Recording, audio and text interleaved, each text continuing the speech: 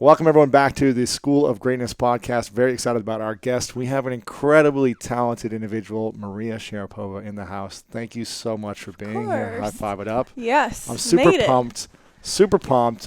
We got connected through your coach, Sven, who's in the house as well, like 8 or 9 months ago. Yes. Because he was listening to the podcast. Is that how it started? You were listening? Yeah. He was listening. Sven was listening. And he was like, you need to get into this greatness stuff, I this think personal I might development want to thing. take the credit for that. Oh, really? I think I what happened? somehow I heard about it through social media. Oh, you heard about it first. I think I heard about it through social media, through some post of someone else. I think you actually mentioned Simone. Maybe. You saw her with a photo of a book or something. Then I started listening to your podcast. Before and then him. I got Sven involved. Yes, I told him to listen. And he started, because he's been a huge Tony Robbins fan and listened to his podcasts. And I had never listened to podcasts before. So you were kind of, and then since then, now I love listening to podcasts. For some reason, I had the story mixed up. I thought he was the one who found it. You see, I'm so glad. We just started the interview. We already got something wrong. We screwed up already. We got to start again.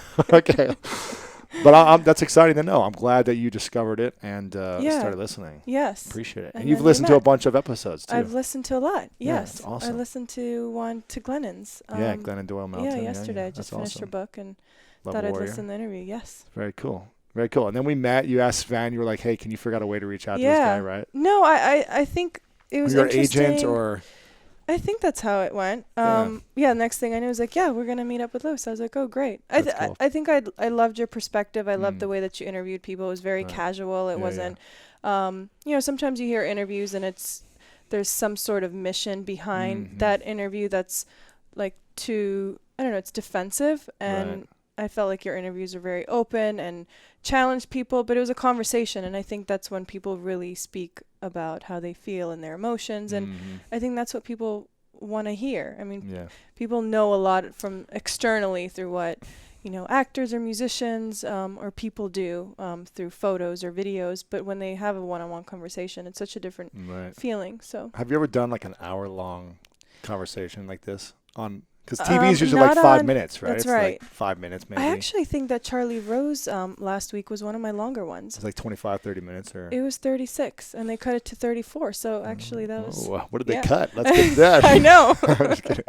I thought they had everything, but they did. Usually they film for 45 minutes to an hour and then cut it to like 20. The best stuff, So, that's cool. Good. Well, I'm glad you came. I'm glad you guys made it. So you. thank you guys. And it's been fun to connect with you over the year. And we've had a lot of fun times. We have, I'm sure many more adventures to come. And you just played a match recently, which was the first match in a while that you played. Yeah, it was 7 months since I've played in front of a crowd. I got an invitation from Billie Jean and Elton John a few weeks ago to be part of an event that they've hosted for the last 24 years. Elton John has had a charity for AIDS for so many years, and obviously usually I'm in Asia playing at this time of year. So you've never done this event? Never played that event, and it was in Vegas. Hadn't been in Vegas in a while. Yeah, I was nervous. It was my first time coming back to just to a crowd environment and being around just a lot of people that I've inspired over the years that I've played alongside in ways. Andy Roddick, Marty Fish, people I've spoken to, Martina Navratilova, John McEnroe, obviously Billie Jean King, and I'd never met Elton John before. So really? It's the first time? Yeah, it was the first time. What was it like? So were you nervous? No, I don't. It's funny. I don't. I respect these people so much. I don't get intimidated by almost, I don't want to use the word star power, but I just think everyone is human on so many levels, no matter what they've achieved in their life. And I mean, obviously he's a hero, and to still be so active and to do the things that he's doing at his age and just be so young inside was really cool. That's and just to have a small conversation, just for him to even ask you a question, you're like, really? You're interested in me? Yeah, you're actually asking me a question. So that was nice. And then playing that, having fun on court. Did you watched a little bit of it, right? Yeah, it aired. It was awesome.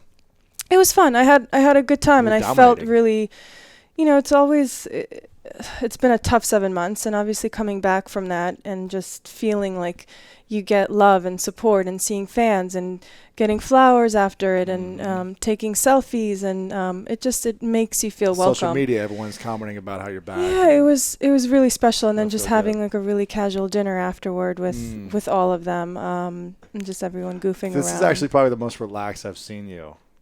Maybe because you kind of got like the match out of the way, and now you're just like... Well, it's interesting because last week when I was in New York, so I found out that my suspension had been shortened to 15 months. It's been like 9 days now. And when I found out, it was embargoed for a few days. So I wasn't allowed to speak about it, but just obviously through my close friends and family. And so that, just getting that decision that... I was going to be able to play again next year.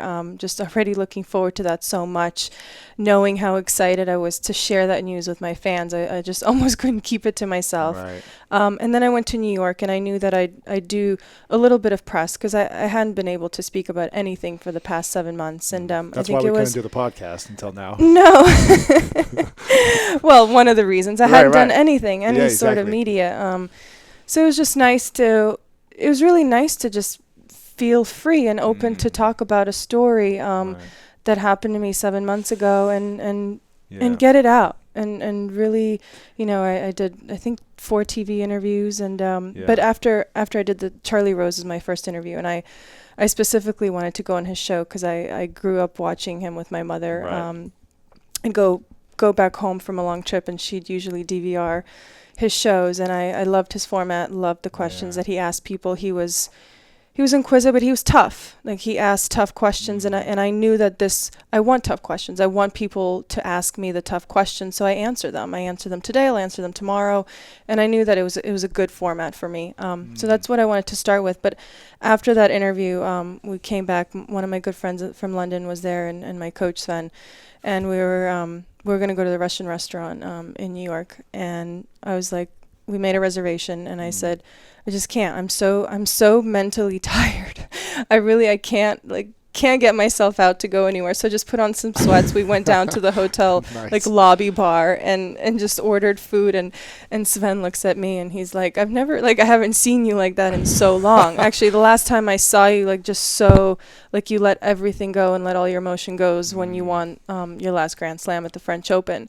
When was that? And I think in 2014, I believe. Okay. Wow. And I think it's because you're, no matter if you're going through a tough or really happy moment, you're giving so much of yourself without actually realizing it. Like, your mind and your body, you're just always on, always thinking. Your mind is always turned on. And when I think after I did that interview, and the news went out, I was just so relieved and so happy. And it's a long process. Yeah. And just like when you win a Grand Slam, not that I'm comparing the two at all, but when you win a Grand Slam, it's everyone's like, oh, well, let's go celebrate. No, we're going to go out and party. And the feeling that I have is just, I'm internally so happy, but I'm so drained. Just exhausted. The mental focus just so for weeks. Because you just realize that it's done. There's no other match. And for me, it was that moment last week where it was like, there was not another email from my lawyer. There was not another this. There was not another conversation. I knew was finished. And for me, it was almost like a celebration that I got through it in that light and how I came through it. Right. So. Well, I met you in the beginning when it all happened. Yeah. And I've known you this entire time. Yeah. And it's been incredible to see your poise, your grace, Thank you. Your ability to not let it consume and control you. And to be able to have fun. And you've done so many other things over the last 8 months or whatever been with your businesses, with going back to schooling and getting mentorships and really applying yourself to grow. Yes. Trying different workout techniques, traveling, having a life. Because since 14, you've been it's 14 when you went pro. Is that right? I was something like that. Yeah. Somewhere around, yeah. It's crazy. I started when I was 4 years old. Yeah, professionally since 14 or 15. So yes. Crazy. Pretty much all my life. So it's kind of like the first time you got to kind of do different things and be like a normal. Yeah, the only other time that I can think of is when I had shoulder surgery. I was 21 and I was out for about 9 months or so. And but you weren't able to be active the way you have been. No, because I was always in Arizona rehabbing. Right. But in a way, that time away from the court really helped me in this situation. Yeah. Because I think when you're 21 and when you go through a tough injury, you're questioning your future so much, especially you feel like I just won my 3rd Grand Slam, and I was sort of in the middle of everything, and I didn't know if I could ever play tennis again. And that's scary. It is scary. It's really scary, but it's interesting how you grow while you don't know you're growing. It was like 9 months. Sometimes you're doing all these things without, obviously life has no guarantees. Like there are only 2 guarantees in life, right? Do you know what those are? Death and taxes. That's right. High five. You're going to die one day and you're going to pay taxes. Exactly. And unless other than poor, that, there are no. Taxes, well, I'm sure you still have to pay something. They get you anyway. Exactly. So during a time when you're faced difficulty, and whether for me it was an injury or whether for some people it's something else, you form some sort of strength inside of you without really knowing by doing something that will help you in the future. So I kept, I was rehabbing a shoulder that I didn't know if it was ever going to come back to normal, if I was ever going to, I was trying to play left-handed all the time, not knowing if I'd ever play. So in my mind, like, you're right-handed? Why would I'm right-handed, right? Gotcha. So I would train lefty and do these exercises and think, and sometimes you come home and you're like, why am I doing this? Like, I have no guarantee that I'm ever going to be back on the court. Right. But then you get to a moment, you pass through that, you get back. Like, I got back, and then you think back to that moment, and you realize there's a reason why you did that. You build this strength inside of you to get through it. And there's probably so many lessons you learned through the struggle and the challenges, right? So much. What's the biggest lesson over the last 8 months? Oh my! This is different than a rehab process. You learn a lot about patience and you do working on other skills. I don't even know where to start. What I learned. top 2 or 3 lessons in the last 8-9 months you learned. Well, I learned... Because this is probably the most adverse exactly, especially for an athlete. It's one of those situations that's probably one of the toughest. I mean, injuries and something that I've experienced in the last 7 months is probably the toughest. So you can say I've been through everything. Well, one of the things is I learned, like, sometimes you think it's something so major and that happens to you or is thrown at you, but I don't think we're ever given anything in life that we just cannot handle at all. That's just... It's not, we're always eventually end up handling it, whether we do it in a good way, whether we do it in a bad way, but we get through it. Absolutely. And that was hard too. So I'm always someone that looks towards the future. Like, I always try to think of the bigger picture when it comes to my life and my career.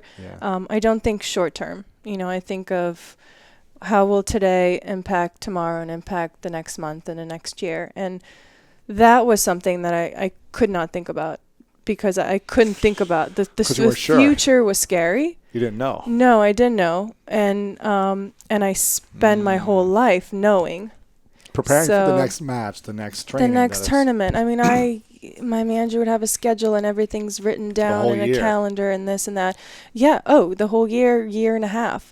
I know what outfits I'm wearing in 2018. And I know what candy's coming out into that. It's just I always knew. So, but in many ways, in a time where I had almost zero certainty, I felt like I had a schedule. Like, I felt like I could plan things with friends. I felt like I could take a trip.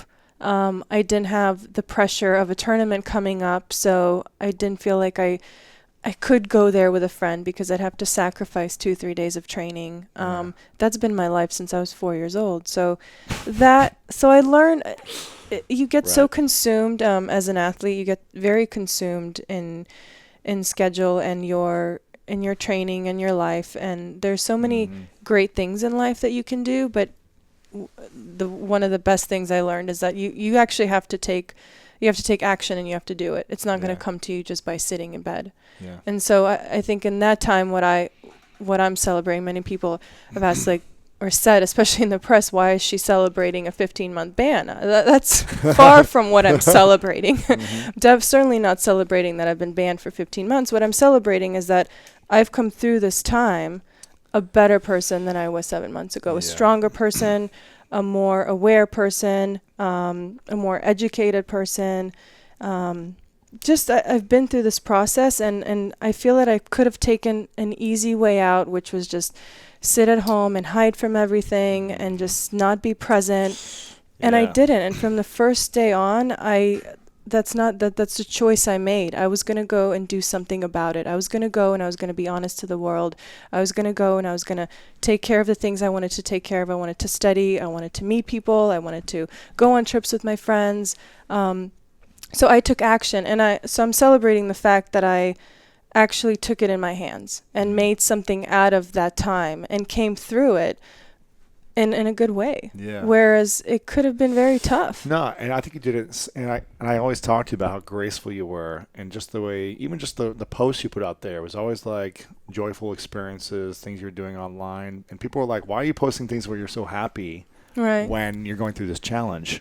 And because I was. I really, it's funny that because I do all of my social media, and sometimes you get, when you post something right away, it's like, oh no, that's not her posting. There's no way. It's a fake. That's a fake smile. Or it's not. And I was like, no, actually, like, because I think, as you know me, like, people know exactly how I'm feeling. Right. If I'm happy, you know I'm happy. If I mean, I wear my emotions on my face. Yes, you know, you when I'm mad and when I'm angry, Absolutely. you know it. And so I think that's quite, and that's how I share my feelings with my fans. And right. I think that's No, normal. you've done an amazing job. So congrats on everything Thank that's you. happened, and come back. I'm excited. I'm going to be there for your first match already. Thanks. I got to plan it out. I got to make sure I get there for the first official match. April. I'm going to block off the month. You talked about normalcy with what's his name? Who's the guy you just did the tournament with? Elton John. Sorry. Right. Talked about normalcy. Yeah. And how he was like a normal person asking Right. questions. Right. And you're like, oh, interesting. Right. How are you a normal person? You know, you were a pro at 14. Right. I think you're the highest paid female athlete of all time. You've done like the biggest sponsorship deals. You've won every Grand Slam. You've, been number one in the world. Right. What's normal about you? I think what's normal is that I want to believe that I have my feet on the ground, and I think that's because of the way that I was raised and the two people I had by my side, and that's my mom and dad. Yeah.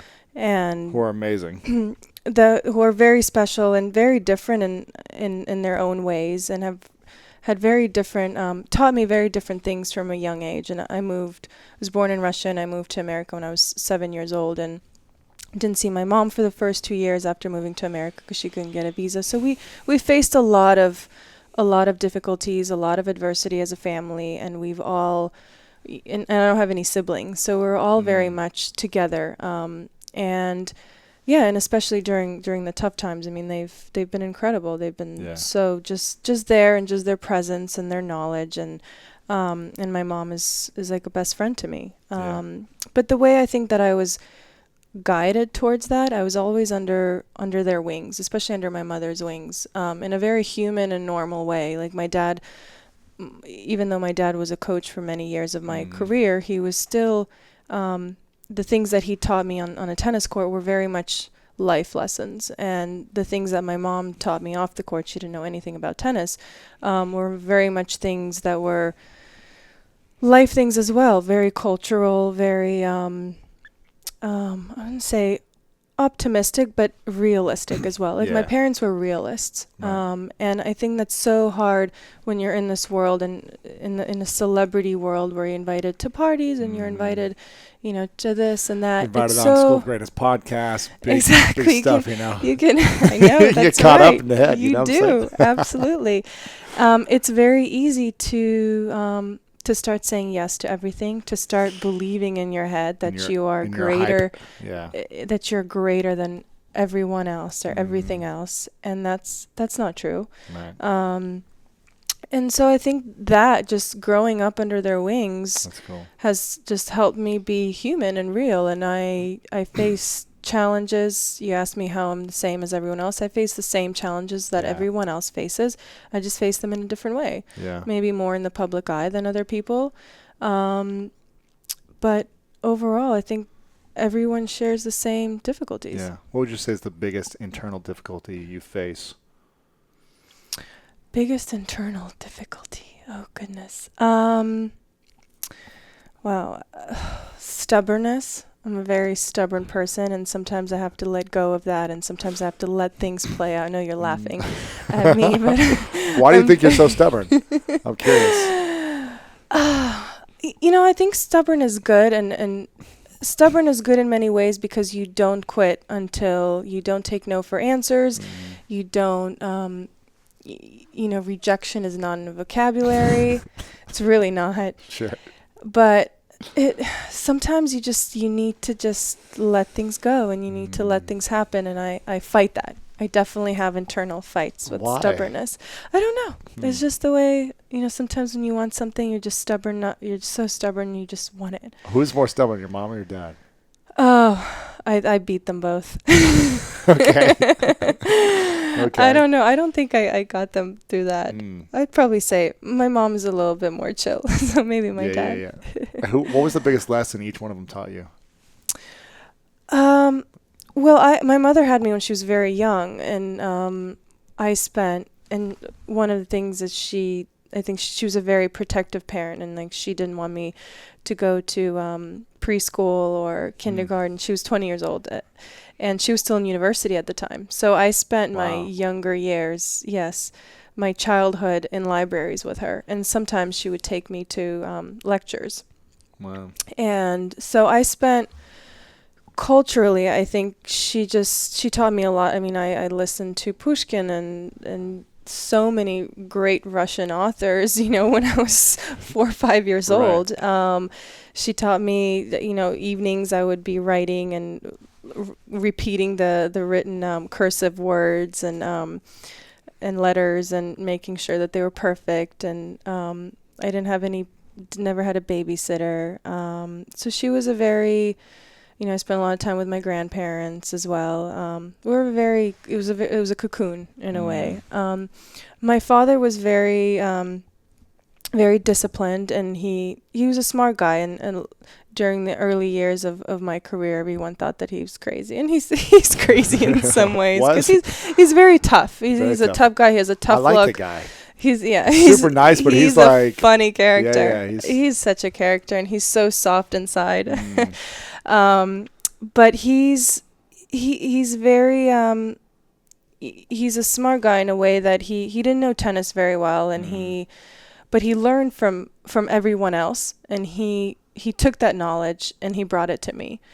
And he knew that he wasn't the smartest guy. Like, he knew that he didn't know how to teach his daughter to be quicker or to hit a better forehand or to think better tactically. Like, he knew that he didn't know those things, so he went to the right people and searched the right people and brought them to me, and also took their knowledge and used it in the future. And I think as a father, that was very unselfish of him, because I think one of the mistakes that a parent can make is that they become a know-it-all and they kind of influence their opinion rather than their knowledge on you. Finding the best information. Right.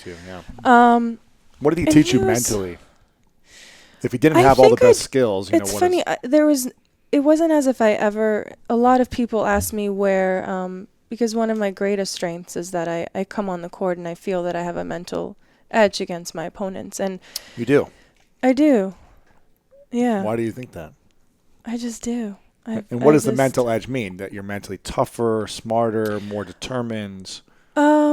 I don't want to use the word smarter. I think there are a lot of, in order to be a professional athlete and to be at the top of a game, I mean, you have to be pretty smart. You have to be talented. You have to be a hard worker. Everyone is. Yeah. Everyone is all those things. There's no one that doesn't work hard. Of course. They want to be there, yeah. What's the edge then? I just really want it.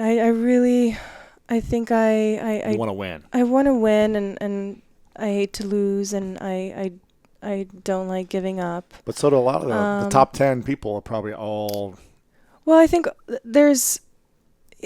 I'm not sure. You just think you want it more. I think there's a difference between showing up and playing, because you have a lot of different tournaments. You have Grand Slams, which is obviously the biggest tournament. And then you have tournaments that are somewhere in Europe or in the middle of Asia that are smaller tournaments. But you can't just show up. You have to show up and compete. I don't believe You know, a lot of people say that just by showing up, that's something. I'm not quite sure that mantra has never worked for me. Right. I'd rather not show up. Right. You know, it would almost be a waste of time in many ways. Absolutely. Especially in my profession, just by showing up doesn't get me anything. Right.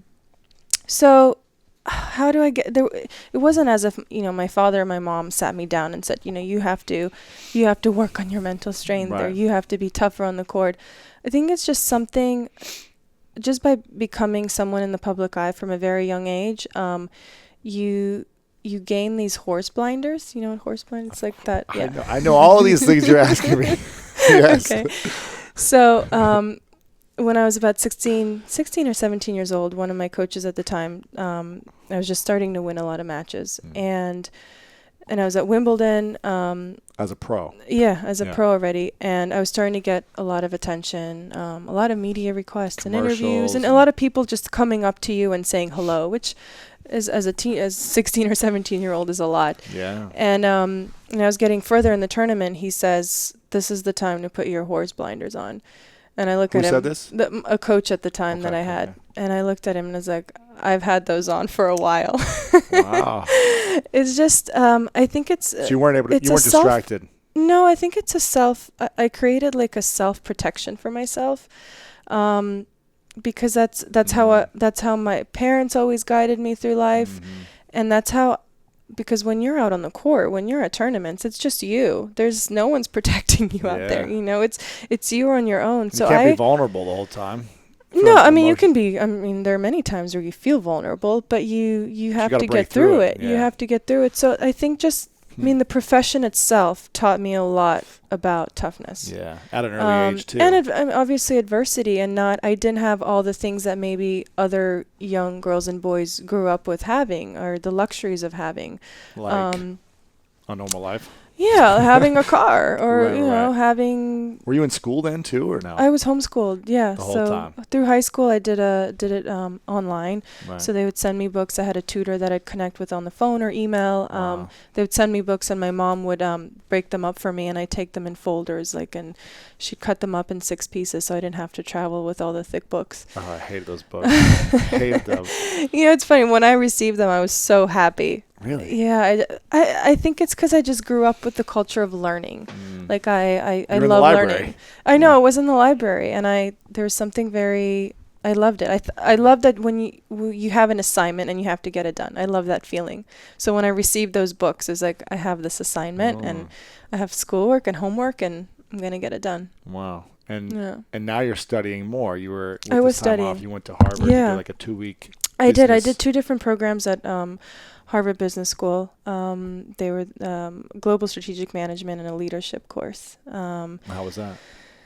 It was great. I spent first part of it on campus at Harvard, which was pretty surreal. And I think for me, it was being surrounded. It was about 50 people in the first class. You didn't go to college, right? No, didn't go to college. But I remember when I enrolled and I sent the application in and I got my confirmation on email. For Harvard? I printed it out and I just walked straight up to my mom because show it to her. Yeah, because that's something that she's so proud of. Of course she's proud of what I've achieved on the court and everything that I've been able to do in my life. But for her, education just it means so much. So she was so happy, and she sent it to my grandmother, and it's just became this family conversation.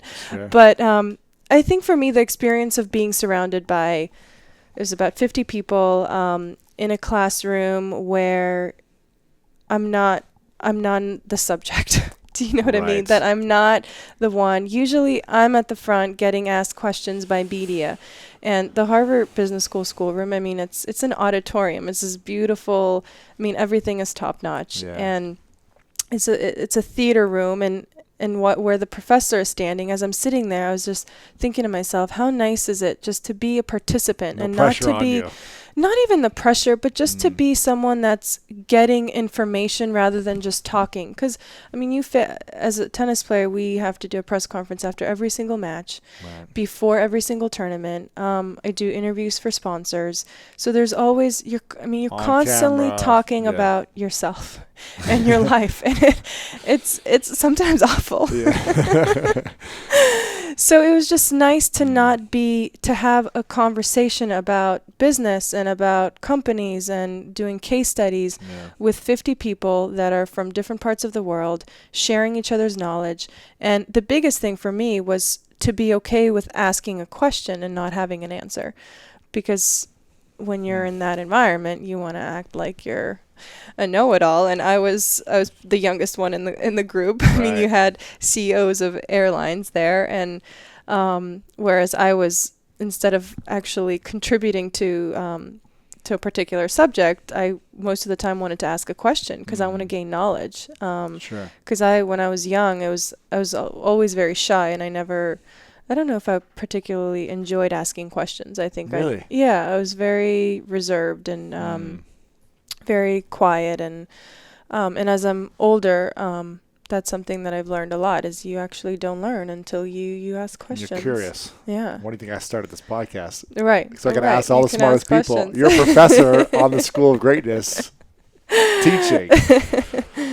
That's cool. So what's the big thing you learned then? Because didn't you do a case study with your candy? So we were separated. So it was 50 participants or so. And then in the evenings, they separated us into smaller groups. And they said at the end of the course, within your group, you have to choose one of you. And one of you will have to present on your company. And based on what you've learned during these 10 days and how you're going to apply that, the challenges that you have as a company. So for some reason, as we're sitting there at 6 p.m. in Boston in a small room, they just pointed to me, everyone in that room, and said, "We're going to do it on you because our companies are not so interesting." So they're like, "We're going to do a case study on Sharapova," and we did it, and it was, I don't know, I felt like, besides obviously presenting to 50 people at the end of the 10 days. Presented it. I presented kind of the plan, what we face, the challenges that we have, and how I will try to apply or attempt to apply what I learned in the past 10 days and what I've learned based on my business.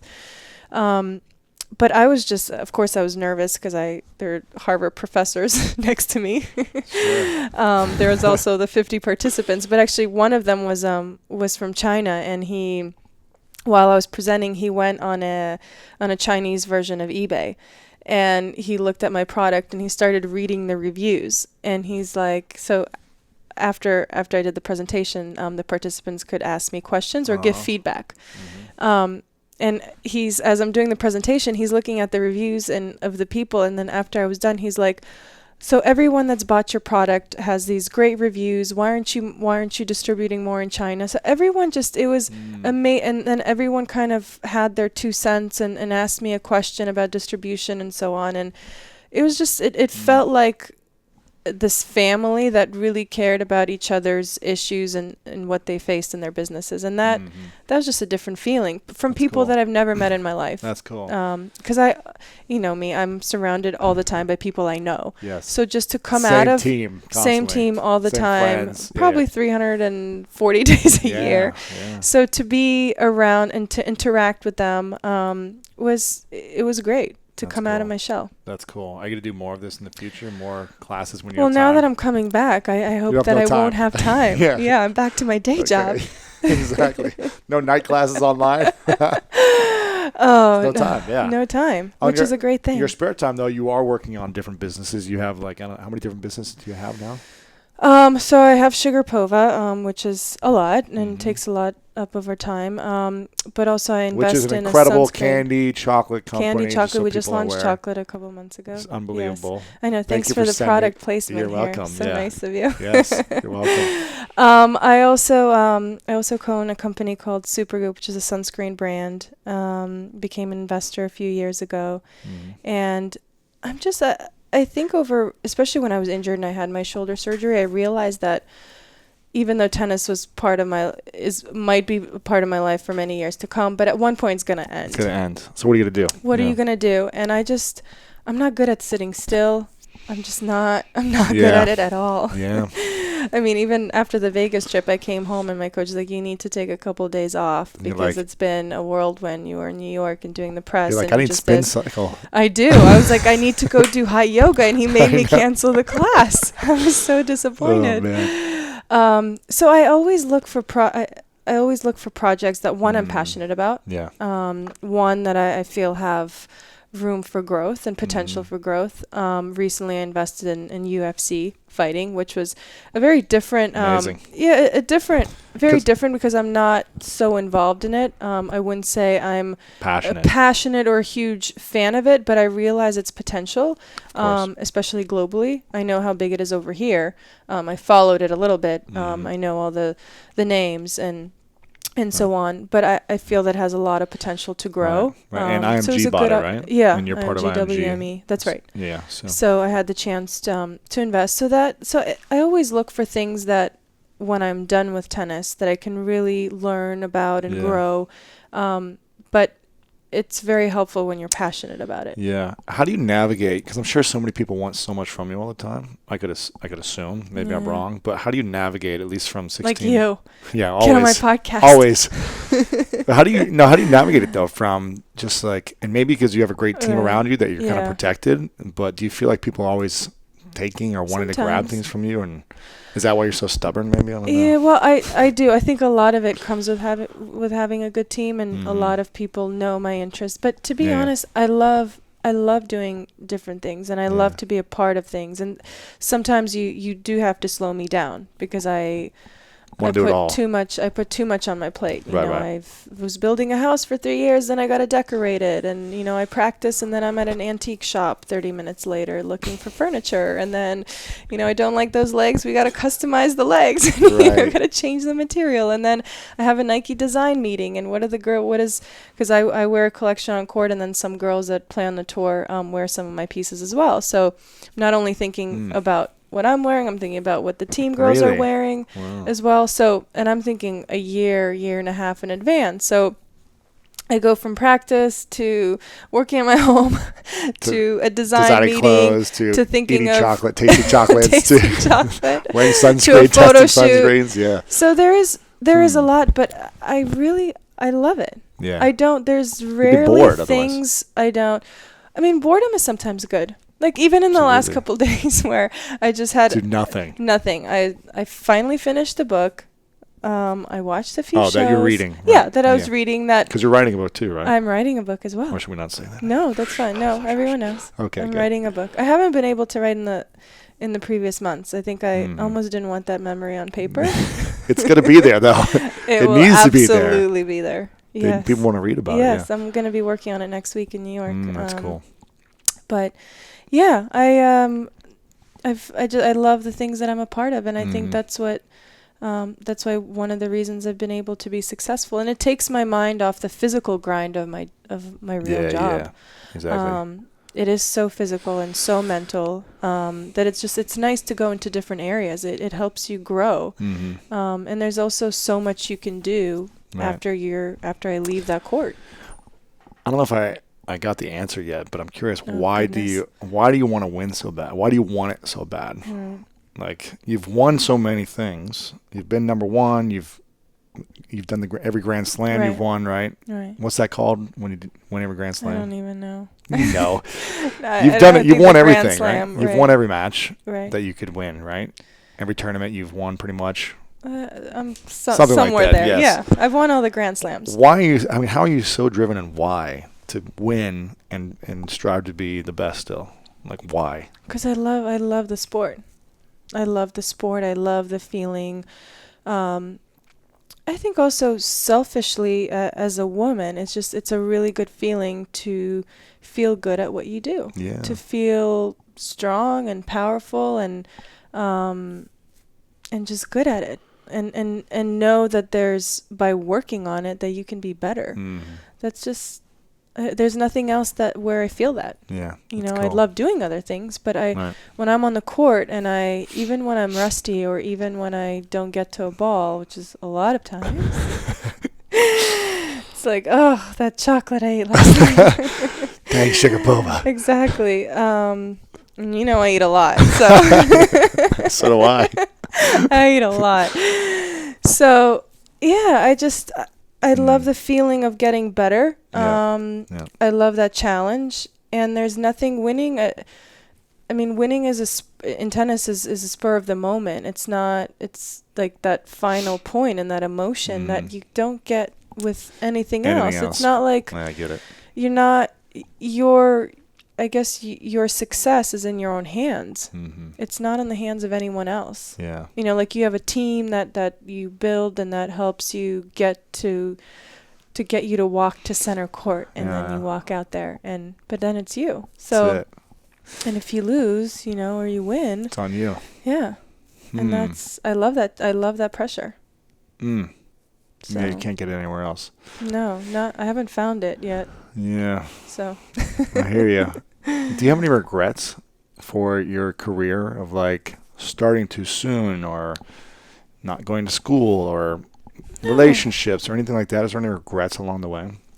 I don't want to use the word regrets. It's a pretty strong word. The one thing I do regret is not learning more languages when I was young.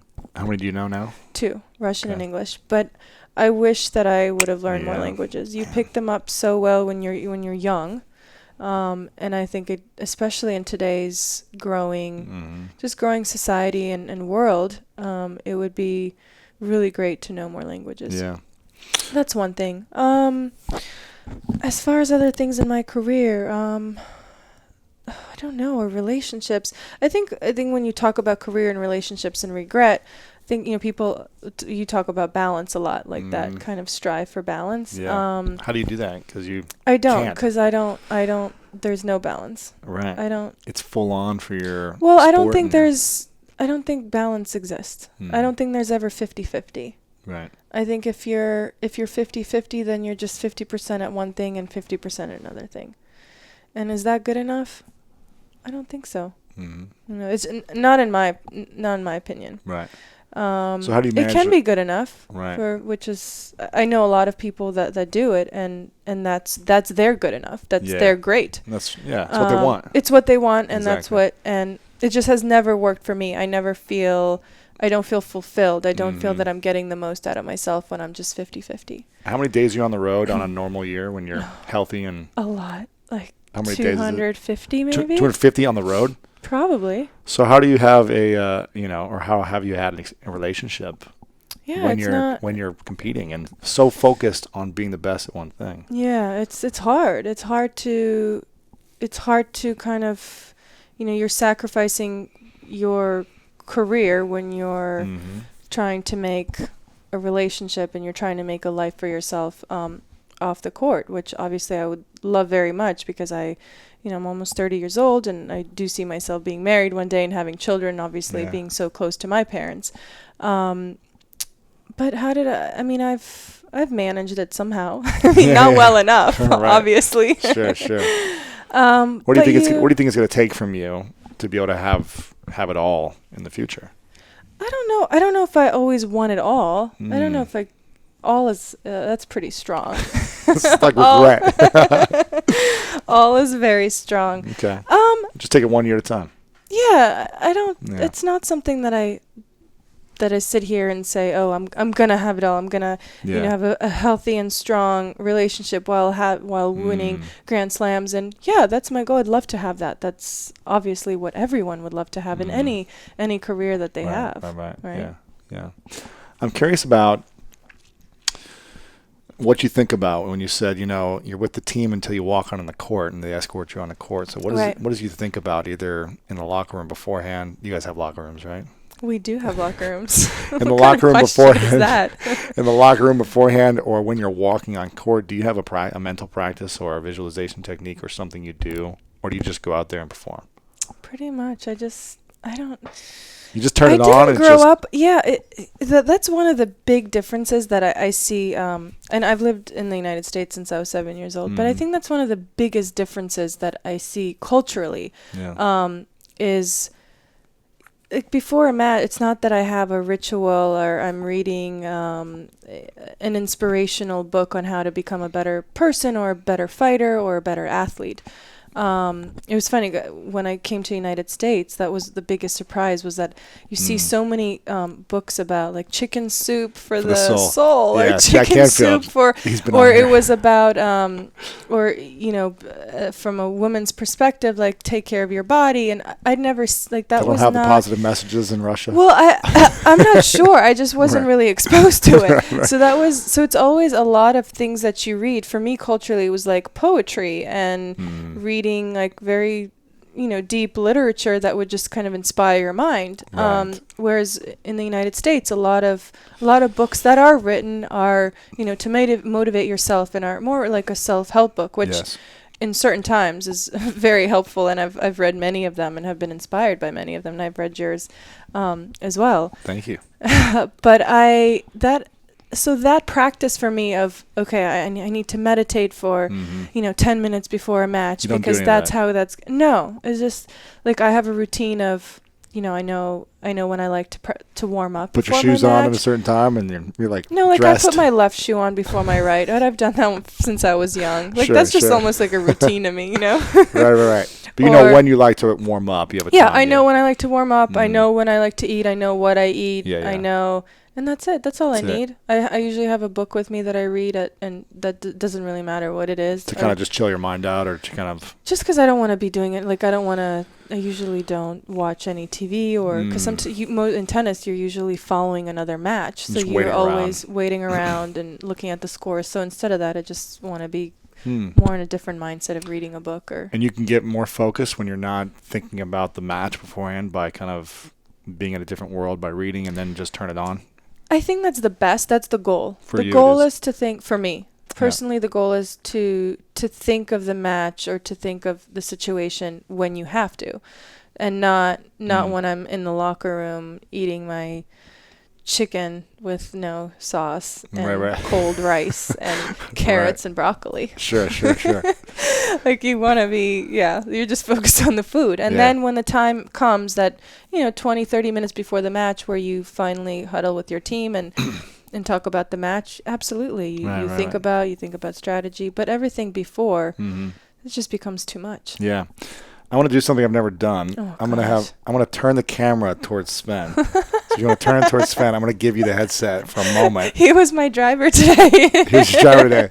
So Sven is Maria's coach. And how long has he been your coach? 3 years. 3 years. Yes. You can turn it to him. I'm going to give it to him in a second. Yeah. 3 years. So I want to ask you the question of, why did you choose to work with Maria exclusively one-on-one for the last 3 years? And what's the thing that's impressed you the most about her over every other athlete you've worked with? And what does she do better than everyone else? This is Sven. He was wearing a T-shirt the other day that said, "I don't do interviews," which was pretty. It was pretty funny. Oh, now he's in the spotlight. Why did I choose working with Maria? It actually was a very easy choice to do so. I came out of I worked 15 years with players one-on-one, many different players, men and women. And then I worked 8 years as a consultant for a brand, which I'm not going to name at the moment, but which involved scouting, development, interim coaching, so a lot of variety. And there came a moment where I knew that she would become available, and I had a good relationship with her. Somebody else was coaching her, but I also knew she was going through a tough time, being in the tennis industry and being so, immersed in this for the last 25 years.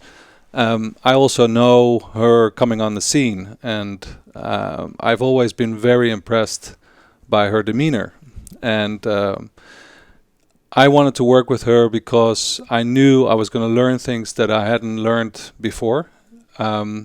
I think very selfishly, actually, not only that I can add value to her, but a player has to add value to me. In order for me to give my best, she has to give her best. And I knew that going into that, she would open new doors. It would give me definitely new experiences. The last experience I didn't anticipate. Just say it lightly. So I was definitely not ready for that. And so, but I knew that I would get inspired. And in order for you to travel the world, about 40 weeks out of the year that I do, and actually turn out that the first year was like 46 weeks we were together. You better be around people that inspire you, because if they don't, then you really don't last. So, now 3 years on, I can't wait to get back on the court. I still, every day, it's like a first day. And to have that, and to get that inspiration and the feeling of we've not reached a ceiling. So that was the reason, actually. It just gave me a lot of perspective and a very bright horizon. So that inspired me. What's the biggest thing you learned about it? The biggest thing I learned is her ability to adapt, her ability to shift from being on the court and then going absolutely, at one stage also having some losses, and to be able to walk into a press room and able to answer questions so articulate and so without any hesitation of words. I think her ability to shift is phenomenal in competition, but also on court, from sponsor to the media. That I've learned from her that is phenomenal. And what's the gift she has that no one else has? What she has better than anyone else? Well, I think you touched at very, she said she's very stubborn. And well, it's a gift. It is a gift. It is a we had a laugh about it the other day. Actually, also her father said something that was quite interesting, and that was about consistency makes great champions. She's consistently stubborn, and that drives me because I have to be constantly. If I say something to her, I better be damn sure about something, because if not, I have no chance against her. Because do your fact checks first.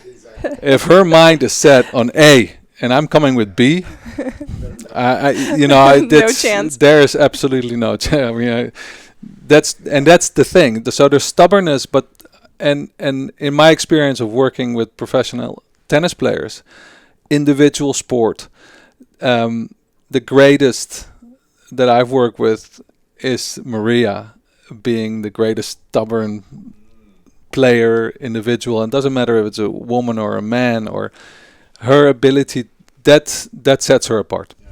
And last thing, what's the thing you're most proud of about her? I am most proud of her, how she and that's just because I'm with her for those 3 years, only 3 years. But the past 7 months, how she stayed in the moment, worked on herself, how she absorbed and was like a sponge to grow. It's inspired me. It got the team through it because of her strength. That allowed us to also give more support, and I'm very proud of that. That's a big step for me to experience. Thank you. Very nice. Awesome. That was like an exclusive with Sven Grunewald. Exclusive with the legendary coach. I like it. We'll have to do more. We had a good practice. You missed our practice this morning. I'm not invited. You gotta. You're all. Am I always invited? How many times have we invited you to practice? I'm always and you've gone or something. Yeah. I'm gonna show up one of these days. I'm gonna text Sven and just show up. You should. And surprise you with my racket and my 10 times of experience on the court. When we played beach tennis, I remember. I think you won. I was not bad. You weren't bad. I mean, there's room for growth. Lots of room.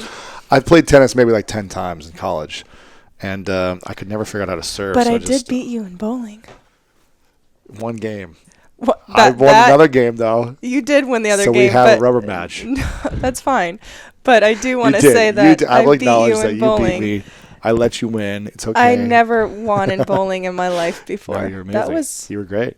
That was special. You were great. Just wanted to make sure that all everyone the knows. Know. Yes. Well, I don't know. One of the greatest. It's very important. One of the greatest female athletes of all time can beat me once barely by bowling. It's all good. That is because I'm terrible at everything else that I do in sports. Except for tennis? Yes. Really? Yeah. Are you good at ping pong? No. I'm really good at ping pong. I'm going to say it. Yeah, I'm not even playing you in that. We will play. Are you good at Sven? Tennis or table tennis?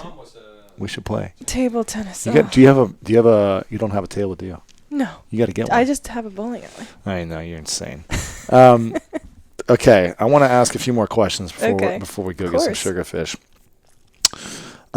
What's the thing you're most proud of that maybe most people don't know about you, or that's not in the public eye? I'm most proud of the consistency with the people that I have around me. I've had same faces and same minds and with me through so many years. Yeah. And it's special because I see so many people come and go out of people's lives. Yeah. And just proud of having that support and that team that really that you grow with together. Right. You know, you grow and you learn, and sometimes you don't even need to say things about it, but just getting through situations gets you. I mean, I'm certainly proud of. I only have a handful of friends, but I've known them for close so friends. long. Very close you friends. You got a ton of acquaintances, I'm sure. Yeah, I have a lot of acquaintances, but I have a really strong group of friends that are so just amazing. Yeah. And I've good people, solid. Good people. I've met a lot of them. They're great. Yeah, you have, and they're very different and come from very different businesses and have different jobs, live in different parts of the world, but are very special people. Yeah, that's cool. Yeah, I like that. What is it about athletes after they retire? There's some who are successful in the next thing, and there are others who just live in the past and they're not able to break through mentally. They don't have the same mental toughness. What do you think that is about athletes? Have you seen some of your friends retire from tennis and kind of not do as well? And have you seen others do extremely well, whether in business or something else? And what do you think that is? I think everyone has a choice. Everyone has a choice, and it's up to them. It's up to them to do something with their life. And some people choose, being an athlete, it takes a lot out of you. It takes, it's very easy to burn out and it's very easy to get tired. Right. It's from simply traveling. And, just when I was in Vegas a couple of days ago and I wake up and you're kind of, I've been home for a while, but also traveling on like trips that, I'm usually in a hotel where I want to stay, but I was in a hotel room and, spent like 16 hours in the room and just, I was a little sick, but I was like reading, and then I ordered room service, and it gets so it's lonely. Yeah, it's very lonely, and years of that in the same place, year after year. You know exactly which tournaments you go to. But I was saying to my team after the match, I said, "Yeah, this morning I kind of felt really crappy because I was like." I'm coming back, but this feeling that I had in the hotel room in the morning, it was awful, because I've loved waking up to this beautiful view every morning. Exactly. Then I was just, I don't know, I was in the middle of buildings and I ordered this coffee that was just awful. Oh my gosh. And I thought to myself, and then I went 6 hours later, I was on the court and I came back from that and I said, this is exactly why I'm doing it. Yeah. This is what makes it. This is this is why. Of course. But the point is that you go through those moments, and some people just that's enough, and it's totally understandable. Yeah. I just personally I love love challenging myself to different things, and I love traveling. Yeah. So that's never been a problem for me. I love the fact that you can get on a plane and be anywhere in the world. I know when I'm on a long trip and I'm walking in the airport and I see all these destinations, I'm so happy because I know that I can be in a matter of 10 hours on the other side of the world with anyone that I want to be with. So that always gives me a sense of almost perspective that, yeah, I know I'm far. I know that I'm, all my friends have a wedding that they're going to, or a birthday party, or a holiday that I'm missing. But I know that I can be there with them. Maybe not in this moment, but when I finish the tournament, I know I'm just a flight away. And that hasn't changed for me. Yeah. But work-wise, I think people just, you choose what you want to do. And I think you have to, like in the past 7 months, I could have chosen not to do anything, and I could have just. And there are other athletes who have rented a barn in the middle of nowhere, and I don't know. There are other athletes and who have. I'm thinking of a woman in the UFC who kind of go off the grid when something bad happens, and they don't post anything on social media for months. They don't do any press. They're depressed when some adversity they face. And you chose to be the opposite. So I think it's true. You have a choice on how you respond to every situation and every transition in your life. I think, of course, everyone has a choice, but everyone is affected by something in a different way. And I think the way that I took things in my own hands, it made me, I don't know, it just, from the first day, I felt really good about the way that I handled the situation. I was proud of it. And I think that helped me build towards, training. I've been training differently, but challenging myself in different ways. Making sure that my mind, as I said, it was very painful to look long term. So I really put a lot of effort into my body and just trying to work on staying fit, which is when you're a professional athlete and you don't have your profession. It's very difficult because I love to eat and I love a lot of sweets and I love being social. I have a candy company and I love going out with my friends and having Moroccan tea with biscuits it adds up. I love having sangria. I hear you. I hear you. It's not it's not great when you don't have a profession. I hear you. So I really had to put my mind and my body and train, and I chose that. People can guide you, but you have to do it. Your discipline. You have to. And maybe there will be times in my life when I don't. Yeah. But in this situation I did, and I'm really glad I did. Yeah. Well, I think you've got a powerful vision for how you want to be, the things you want to create, the things you want to achieve in your profession. So yeah, I do. I think vision is really important. Yeah, and I think vision is a strong word. Absolutely. Yeah. So you like vision then? I do. It's not like the other two. No. Words you don't. No. Vision is a strong word in a good way. Vision is What would you say your vision is? My vision is to keep getting better, to keep improving, to as an athlete, as a person, as a daughter, anyone. Yeah. I think it's just to keep getting better. And do you have any fears? I don't think so. I've had, I've gone through a lot of adversity in life, and I think if there were things to fear, it would probably be then. But not before then. Well, it would have been I'm talking about even when I moved to the United States. I mean, we didn't have a lot of money as a family, and I think my father came with $700, savings from grandparents. Yeah. I was 7 years old the only thing we came with was a tennis dream, which is as a 7-year-old, it's a pretty optimistic. Yeah.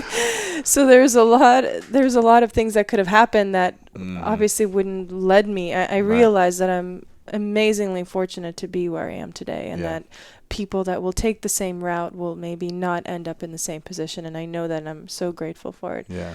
Yeah. Is there any question that you wish people would ask you? I don't think about it because people ask a lot of questions. So once they're done asking, I'm just thankful that there are no more questions. Okay, well, we'll get to the last couple then. So you can be thankful. That wasn't a message or anything. It was just teasing. What are you most grateful for then in your life recently?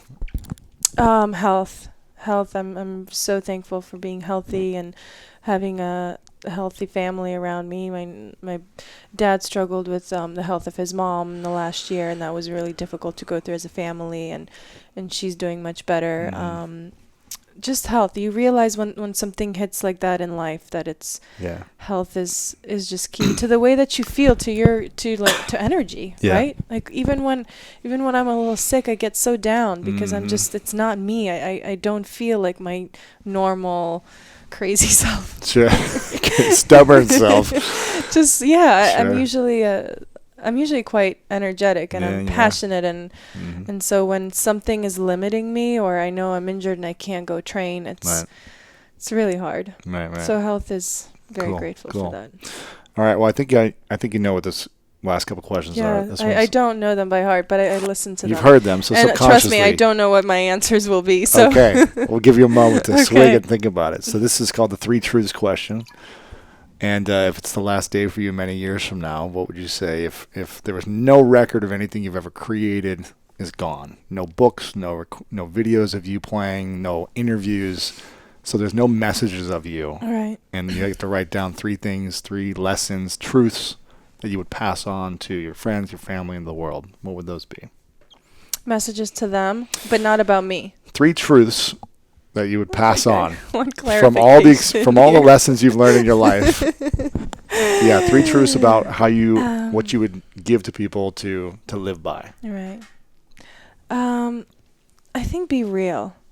Realness and reality is something I feel like I've always had to come back to in my life. I think that's very important. No matter what you're going through, just be real to who you are, be real to what you give. Don't do something or don't accept something that's not you. Right. Honesty. I think honesty is huge. It's a huge part of life, and it kind of goes with being real. Being first honest to yourself. Yes. Which is the most important thing, because you can guide yourself in so many wrong directions when you're not honest. And honest to the world and to people that are obviously very close to you, because I think that's how friendships and relationships really build and become strong. And the third, I don't know. Oh goodness. Be real, be honest. Learn. Learn. Don't be afraid to learn and grow.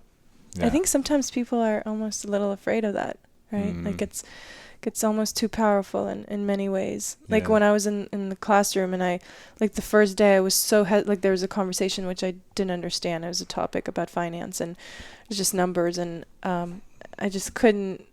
And finally, after like 4 hours, I finally raised my hand and I asked a question, and I felt like I actually felt like I contributed, because it started this whole other conversation, and I realized that other people around me weren't quite aware of what we were talking about. Sure.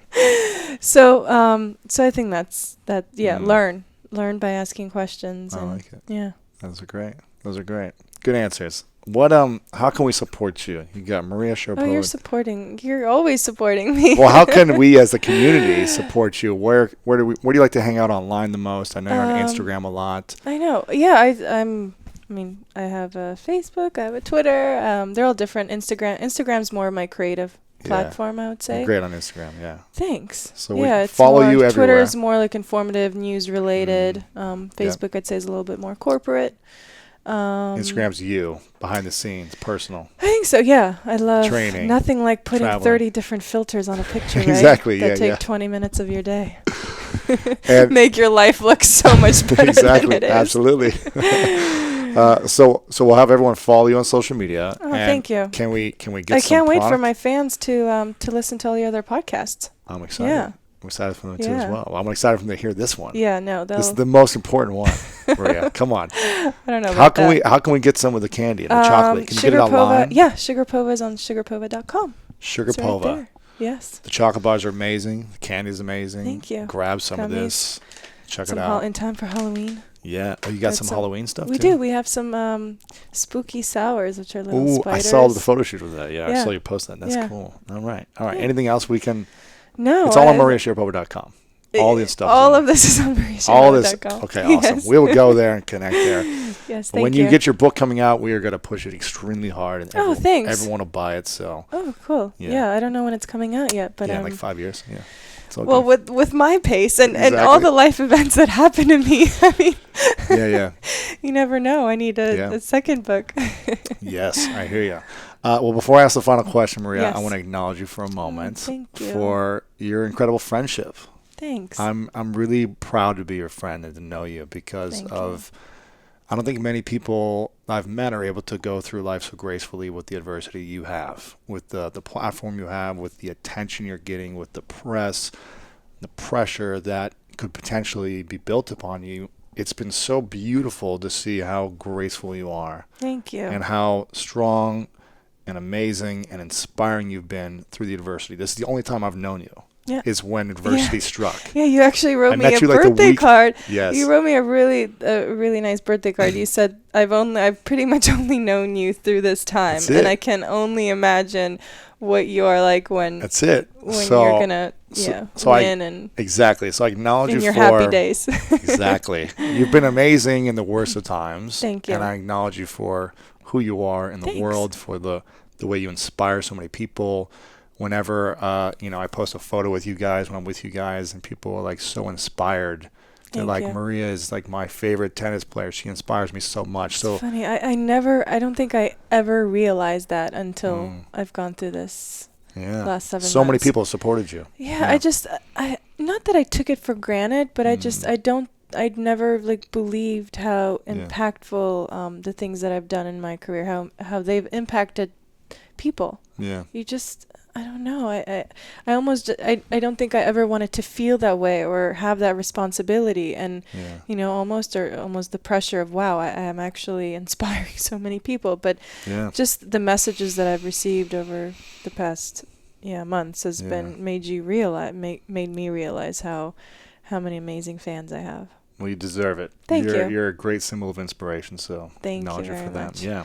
Wait, is there another question? Yes, the final question is, what's your definition? That's right. I should probably know this after listening to your podcast. Come on. Oh, my definition of greatness. Well, I think definition of greatness is, I don't know, it's who you are inside, and it's something internal.